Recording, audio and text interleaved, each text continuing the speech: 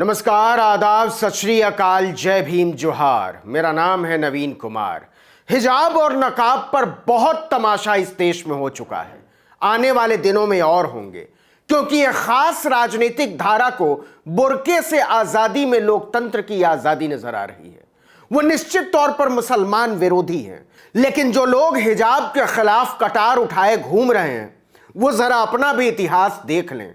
उनके चेहरा छिपाने की जगह नहीं मिलेगी और वो उच्च सवर्ण हिंदू हैं, लेकिन वो नहीं बताएंगे कि उनके पुरखों ने जाति के नाम पर औरतों को अपना चेहरा और माथा तो छोड़िए, अपने स्तन तक नहीं ढकने दिए हैं।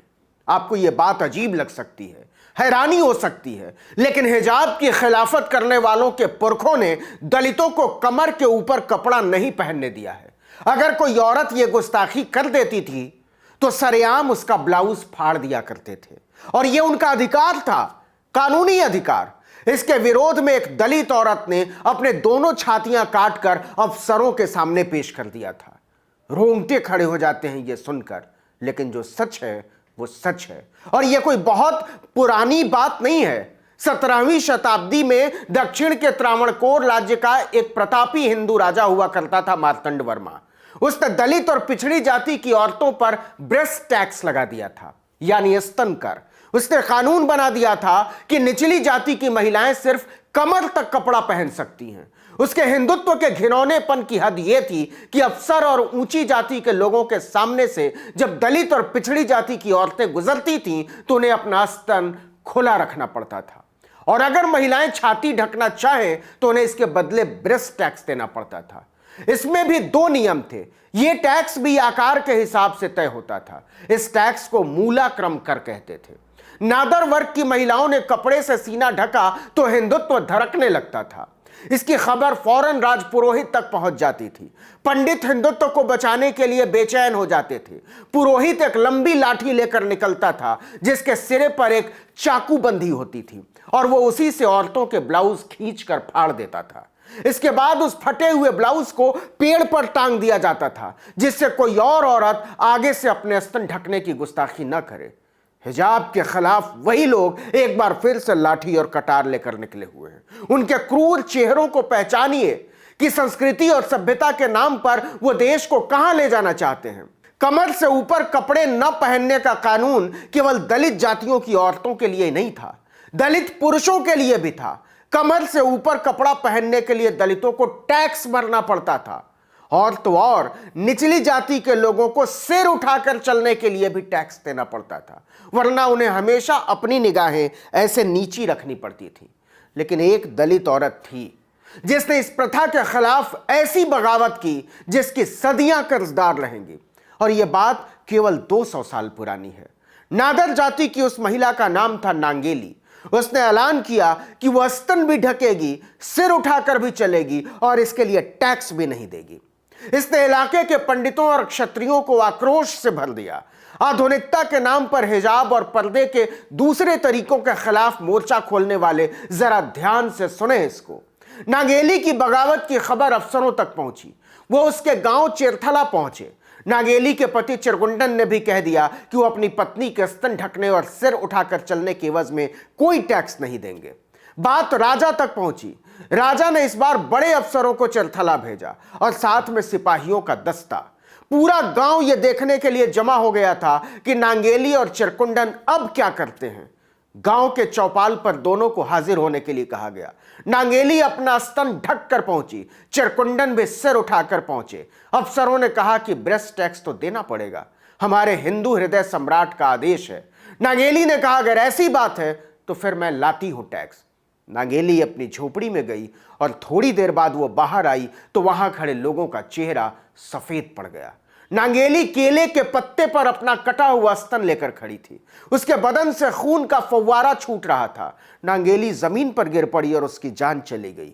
अफसर और सिपाही यह दृश्य देखकर वहां से भाग खड़े हुए। नांगेली की मौत के बाद उसके पति चिरकुंडन ने भी उसकी चिता में कूदकर अपनी जान दे दी।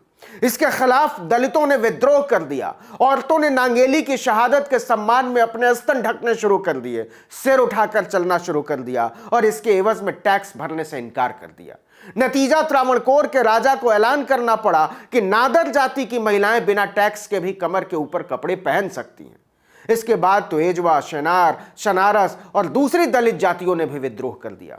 लेकिन जो हैरान करने वाली बात है वो ये कि स्तन ढकने के लिए हुए इस विद्रोह को दबाने में ब्राह्मण और क्षत्रिय घरानों की औरतें भी बढ़ चढ़कर हिस्सा ले रही थी। अंतिंगल नाम के राजघराने की एक औरत ने खुद एक दलित महिला का स्तन कटवा दिया था। जो लोग आज हिंदुत्व का झंडा लिए घूम रहे हैं उन्हें जरा हिंदुत्व का घिनौना इतिहास भी पढ़ना चाहिए। स्तन ढकने, सिर उठाकर चलने और यहां तक कि चिलचिलाती हुई धूप में सिर पर कपड़ा रखने के लिए भी दलितों पिछड़ों से टैक्स वसूला गया है, उन्हें पीटा गया है, उनकी जान ली गई है। यह सब कुछ हिंदुत्व को बचाने के नाम पर हुआ है। आतंक ऐसा था कि जिन इलाकों ने इसके खिलाफ बगावत किया उनके पीछे राजा से लेकर पंडित, पुरोहित, पुलिस सब पड़ गए थे। हजारों बागियों को पकड़े जाने के डर से श्रीलंका भागना पड़ा। उन्होंने वहीं के चाय बागानों में मजदूरी शुरू कर दी और फिर वहीं बस गए। इस पर लगाम तब लगी जब 19वीं सदी में अंग्रेजों का दखल बढ़ने लगा। 1814 में त्रावणकोर के दीवान कर्नल जॉन मुनरो ने ऐलान किया कि अगर महिलाएं ईसाई बन जाएं तो उन पर हिंदुओं का यह नियम लागू नहीं होगा, वो बिना टैक्स दिए स्तन ढक सकती हैं। मुनरो के इस आदेश से ऊंची जाति के लोग बौखला उठे। इस अकेले कानून की वजह से बहुत सारे दलितों ने ईसाई धर्म को स्वीकार कर लिया। लेकिन 1859 में अंग्रेजी गवर्नर चार्ल्स ट्रेवेलियन ने महसूस किया कि इस कानून की वजह से सवर्ण अंग्रेजों के खिलाफ हो गए हैं। उसने इस नियम को खत्म कर दिया। नियम खत्म होते ही सवर्ण दलितों से बदला लेने पर उतर आए। नादर महिलाओं को निशाना बनाया जाने लगा। 2 महिलाओं को सरेआम फांसी पर चढ़ा दिया गया। उनके घरों में आग लगा दी गई। चलती हुई दलित औरतों के कपड़े फाड़ दिए जाते थे। लेकिन दलितों ने विरोध जारी रखा। आखिरकार 1865 में इस पर फिर से रोक लगानी पड़ी। लेकिन कानूनी रोक के बावजूद लगभग 50 साल तक सवर्ण ताकत के जोर पर कलंक का टीका लगाकर घूमते रहे। क्या आप यकीन करेंगे कि नरेंद्र मोदी के राज में 2019 में एनसीईआरटी की 9वीं क्लास के इतिहास की किताब से इस संघर्ष के अध्याय को खत्म कर दिया गया। लेकिन अध्याय हटा देने से इतिहास नहीं बदल जाता साहब। नांगेली ने अपनी वीरता और साहस के दम पर करोड़ों औरतों को जो अधिकार दिलाया है उसे न भुलाया जा सकता है न मिटाया जा सकता है। किस हिंदुत्व की बात करते हो आप? अपना घिनौना इतिहास जरा पलट कर देख लीजिए। इस वीडियो में इतना ही, लेकिन अगर आपने आर्टिकल 19 इंडिया को अब तक सब्सक्राइब नहीं किया है तो फौरन कर लीजिए, बेल आइकॉन दबाइए, घंटी जैसी आकृति लाइक कीजिए और कमेंट करके बताइए हमारा वीडियो आपको कैसा लगा। अगर YouTube पर देख रहे हैं तो हमारे चैनल को सब्सक्राइब कर लीजिए, फेसबुक पर देख रहे हैं तो हमारे पेज को लाइक कर लीजिए, इंस्टाग्राम पर भी हम मौजूद हैं, वहाँ भी आप हमको फॉलो कर सकते हैं, ट्विटर पर हमारा हैंडल है article19_India, वहाँ भी आप हमें फॉलो कर सकते हैं। नमस्कार।